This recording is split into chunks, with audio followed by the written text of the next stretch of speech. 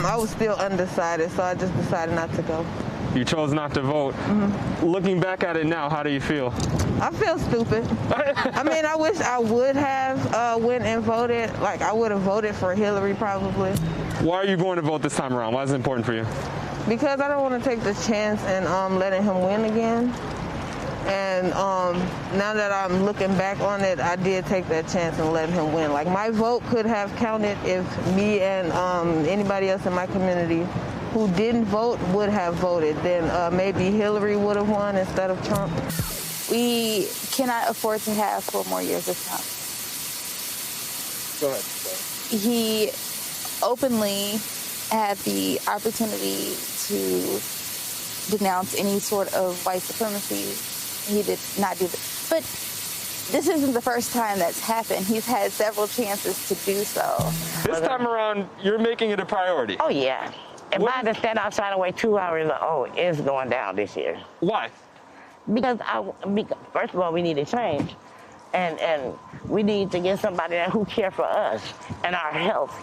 Milwaukee's a place that saw a high voter turnout before, and it dropped off in 2016 dramatically. Do you see it correcting itself this time? Yes. You know how the slogan, a sleeping bear? A lot of people were sleeping. Even I was sleeping. But when the bear woke up, and Milwaukee woke up. The bear's awake right now. Yeah. They woke up, and it's gonna happen. That's why everybody want to come here and rally, and but we're gonna turn up and turn out, Biden all the way. And Shaq joins us now from Milwaukee. Shaq, that last woman was an organizer who's trying to get out the vote. Is there a sense of how close this race is right now? How much work the Biden campaign still has to do there?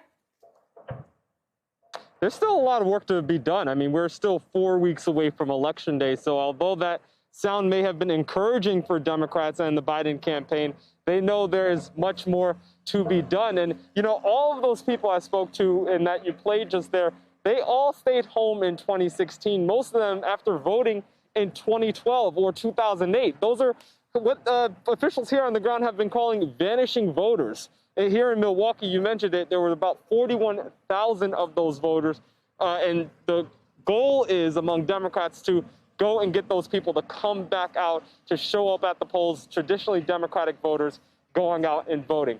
The one thing I do want to mention, though, is I spoke to a lady who did not vote in 2016. She voted in 2012, but she was still not 100% sold on Vice President Biden. She said she knows she's not going to support President Trump, but she's debating between Vice President Biden and a third-party candidate. She wants to hear more during the debates. And she said she watched last debate and she just felt like she didn't get much from that. So she's going to be watching it. It's people like that, people who are still not as committed with the vice president, but are perhaps turned away from President Trump. That's where Democrats feel they have opportunity in this state that President Trump won by just about 23,000 votes. Shaq, early voting in Wisconsin starts October 20th, and officials are hoping to avoid those long lines that we saw during the primary in April. But there has been a bit of a setback. What is it?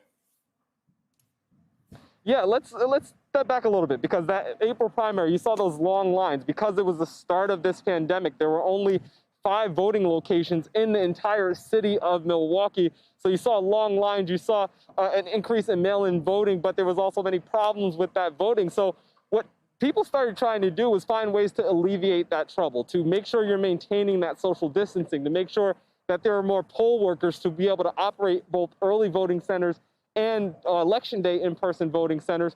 And you had teams step up. The Milwaukee Brewers, the Milwaukee Bucks were opening up their stadiums and their arenas to early voting. Well, Milwaukee election officials announced today that that will not be happening. They say that in Wisconsin, there's a rule that essentially you can't add any new early voting locations past July, a specific date in July that you cannot add any new locations. Well, those stations and those early voting locations did not get finalized until the last month or so. So because of that, they didn't want the potential for legal challenges to come up, for the potential, the nightmare scenario was described to me as a court would say, well, anyone who voted in those early voting centers would not, that vote would not get counted. So to avoid all that, they're just sticking to about 13 early voting locations around the city, which is a record amount. Allison. Shaq, record amount. We talked about it so many times, but 2020 is an election year like no other. We'll see how things go there in Milwaukee. Thank you so much. That's right. Thank you. Hey, NBC News viewers, thanks for checking out our YouTube channel. Subscribe by clicking on that button down here and click on any of the videos over here to watch the latest interviews, show highlights, and digital exclusives. Thanks for watching.